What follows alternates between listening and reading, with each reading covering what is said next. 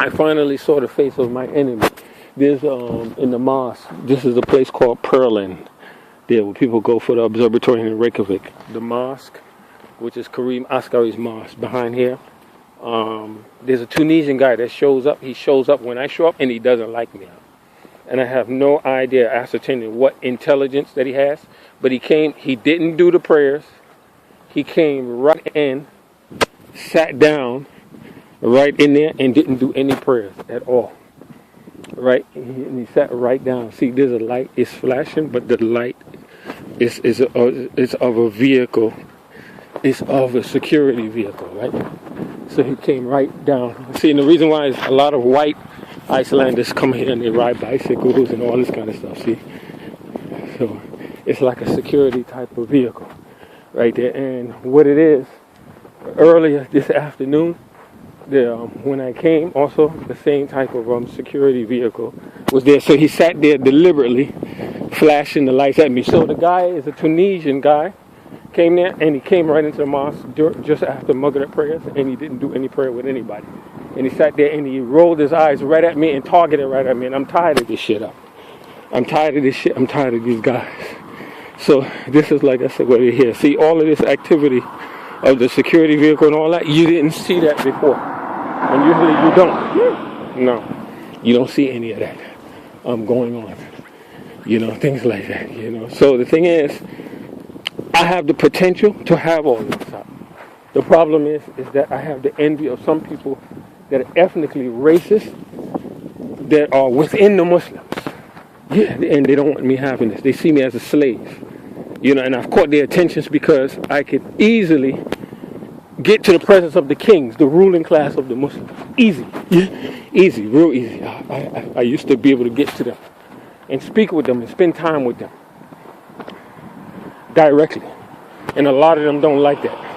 They don't like that. No, they don't like me for that. For being able to do that. You see what I'm saying?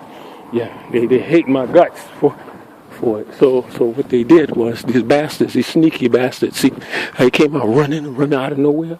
Suddenly came out, I don't know, running out. Sneaky bastard. Sneaky, very, very sneaky, very deceitful. Huh?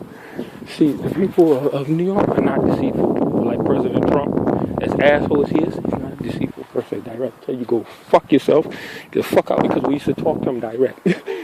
Get the fuck out my face, don't bullshit, and stuff like that. So this Tunisian guy, this adversary of mine, I finally figure out who he is, man. He's not a member of the community. He's a spy, man.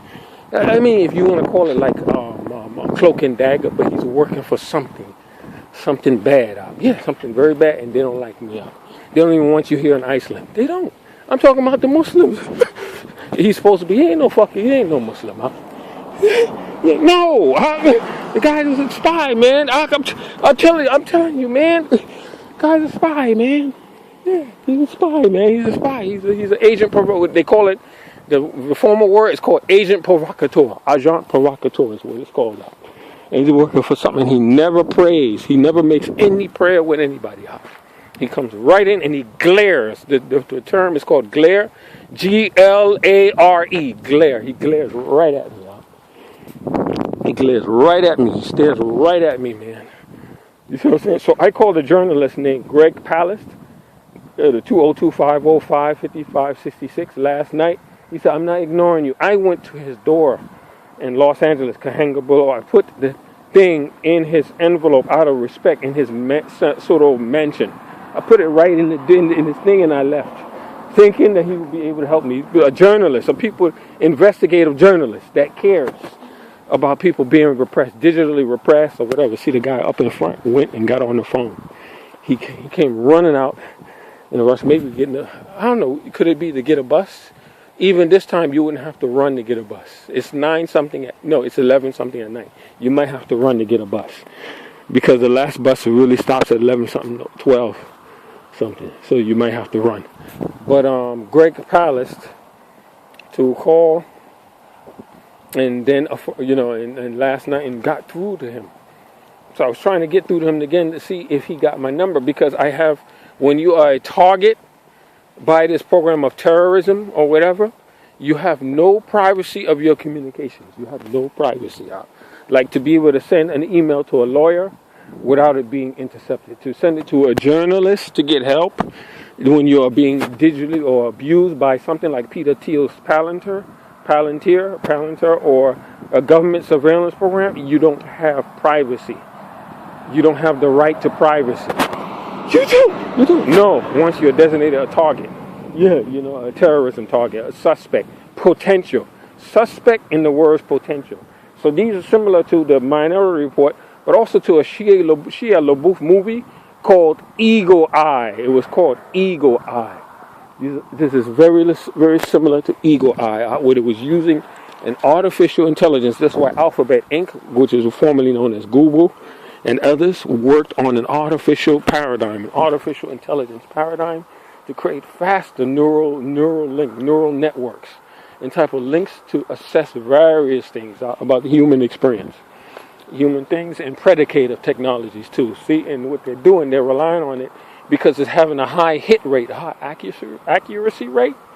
You know what I'm saying? And they're relying on it, especially the security agents, because it makes their work so easy compared to the old days of mere suspicion, or a spade is a spade, or walk like a dog, quack like a duck.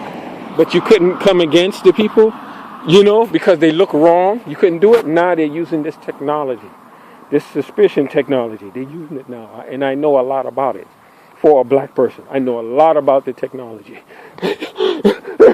Brother, you know a lot about it. They're using it and they're ruining people's lives out with this technology. But chiefly, the core of the Edward Snowden revelations, the NSA and other type of stuff, what no one is talking about, it's mostly ethnic targeting. It's not targeting white people. So the imam here, who I walked out, I walked out and I left, man. When that slim Tunisian guy, he came in, slim and lanky, physically built, he came in, I walked out the masjid and left. I left. Alhamdulillah, I did the Farad Maghrib. I'm with the Jamaat, with the group, the Saudi Boy Scouts.